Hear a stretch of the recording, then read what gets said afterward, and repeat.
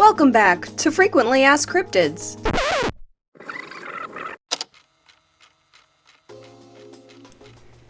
Welcome to Searching for Legends, a cryptid hunting tabletop game for 2 to 6 players.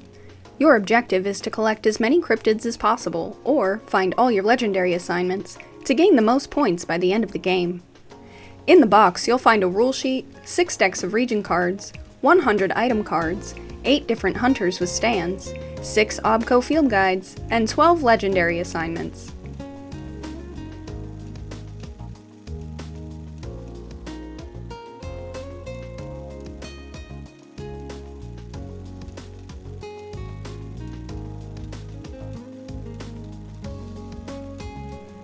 To begin, give each player an OBCO field guide. This helps remind you what you can do on your turn and how.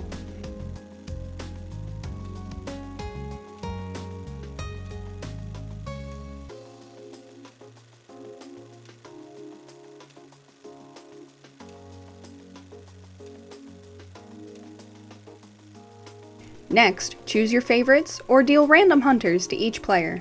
You'll also need card stands for each player to hold their hunter.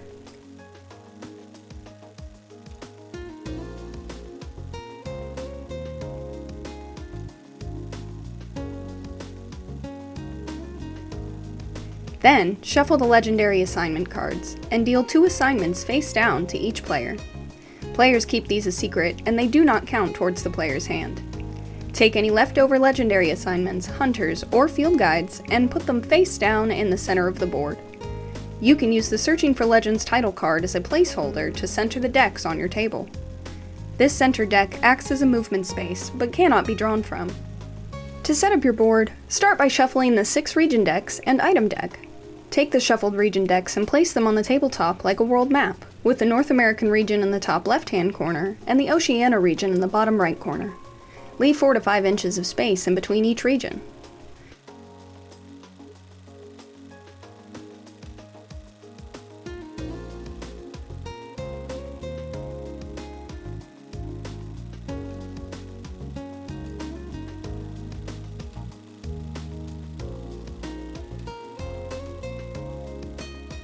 Then, take the shuffled item deck, deal 2 item cards face down to each player, and deal the rest into 6 roughly equal decks between the region decks.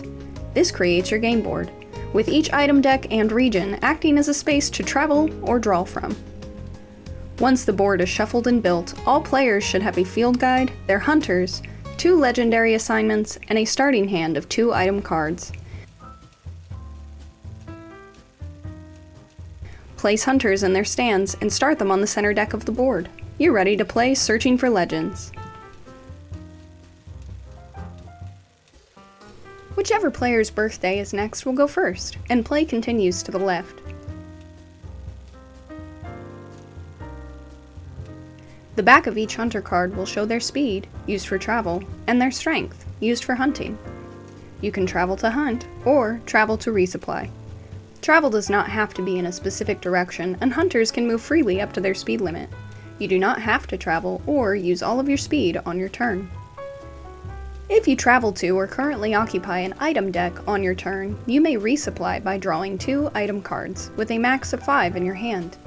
This action ends your turn. There are 3 types of item cards. Hunting cards will help you find and run away from creatures. Supplies and weapons can be used against creatures or to get more items. Plot twists will help you gain advantages, make friends, and cause chaos. Some cards, like a backpack, can be equipped by being placed in front of you and increase the max amount of cards you can hold. These cannot be lost or stolen. If you travel to or currently occupy a region on your turn, you may draw a creature to hunt. After the hunt is resolved, your turn is over. Draw a creature from a region deck you occupy, flip it face up, and announce the name of the creature. This starts your hunt.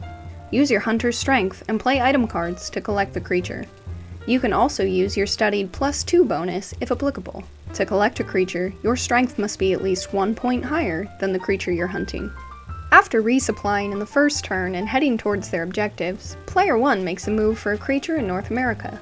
Uh-oh, looks like it's a strength of 5. Player 1 only has 3, and does not have a studied bonus. Luckily, it looks like they have an item that will help. a +3 research file. Any cards you play on your turn, or any cards played on you, will be discarded next to the nearest, closest and clockwise, item deck to your player token. Region cards are never discarded, instead they are shuffled back into the deck. Player 2 is interfering and is playing a cancel card to stop Player 1's item. Without another supply or weapon to play against the creature, Player 1 must run away. They play Impromptu Surgery, a card that lets them escape and draw an item for their trouble. The creature is then shuffled back into its region deck. It's now Player 2's turn, who travels to a nearby region to get the jump on the other hunters.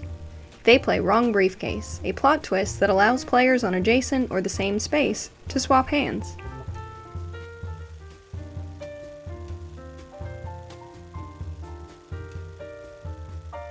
With new and stolen supplies, Player 2 now starts a hunt in the Africa region. With a strength of 3, Player 2 doesn't quite collect the creature with 5 strength. They play a net for a +3 bonus. With 8 against 5, Player 2 beats the creature and collects it, now in the lead with 5 victory points.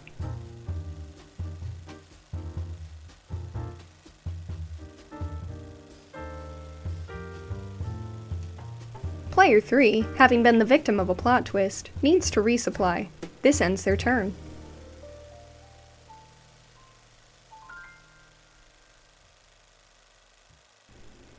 Player 1 travels to a nearby item deck and takes advantage of the plot twist, a long boring story. Player 1 completes their current turn with a resupply, and due to the card's effect, takes another turn.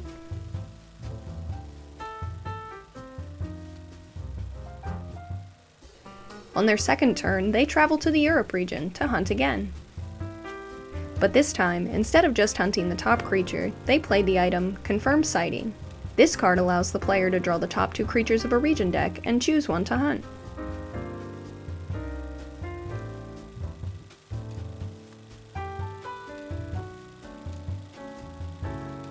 The Manticore, with a strength of 4, is easier to beat. Player 1 then plays another item to assist in the hunt, a Break in Case of Emergency card. This allows them to draw an item mid-hunt. While this extra draw doesn't help them beat their creature, it might help them later, so they take it into their hand. Luckily, Player 1 does have 1 item left, with just enough total strength to meet the creatures. Player 1 must now run away, shuffling the creatures back into the deck. Had they been unable to meet the creature's strength, they would have to sit out a round. This turn is over. Player 3 can see that Player 2 is pulling ahead, so before Player 2 can make their next move, Player 3 utilizes a Play Anytime plot twist, Blowout, slowing Player 2 down. As an immediate act of revenge, Player 2 responds with a twist of their own, Inexperience Guide, allowing them to move Player 3 up to 2 regions away from where they are now. With all of that out of the way, Player 2 discards a card to remove Blowout's effect. They can now take their turn. They move to the nearest item deck, resupply, and their turn is over. Player 3 is now free to take their turn, playing Airdrop, a card that allows you to draw 2 items and select one to keep from a deck you do not occupy.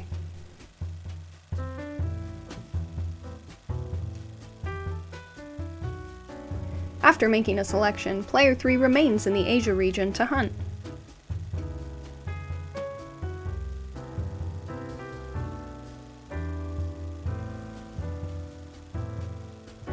With a strength of 3, this creature should be easy to beat, but Player 3 either doesn't have the items to meet it, or chooses to save supplies for later.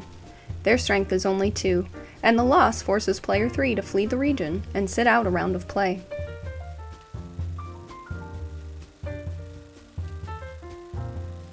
Play continues, with resupplying and hunting. There are plenty of ways to strategize and use those supplies to your advantage.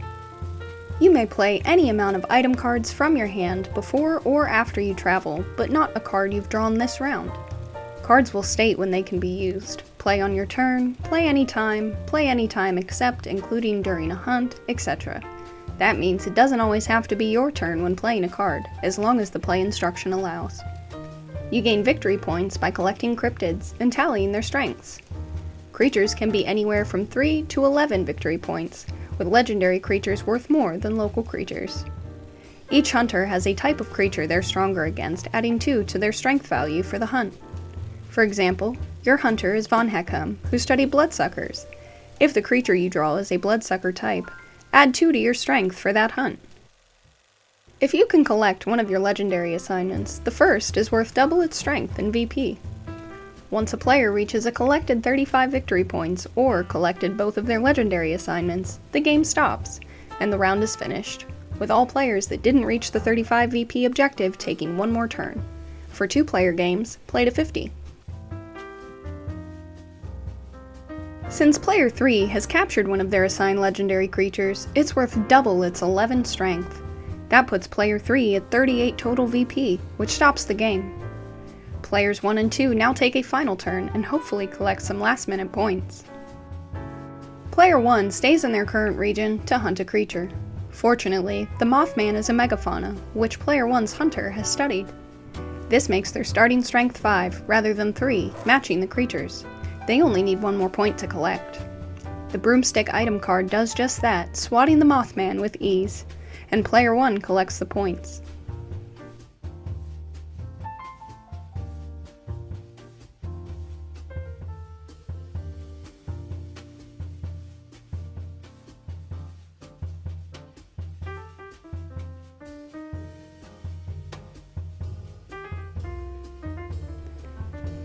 For player 2's final turn, they also choose to hunt, drawing a Manticore with the strength of 5. This hunter does not have a studied bonus for the creature's category, so they must play items to assist. Player 3 is still trying to ensure a win, so they play a card to cancel player 2's item. Player 2 must now flee, losing the hunt. The game is over.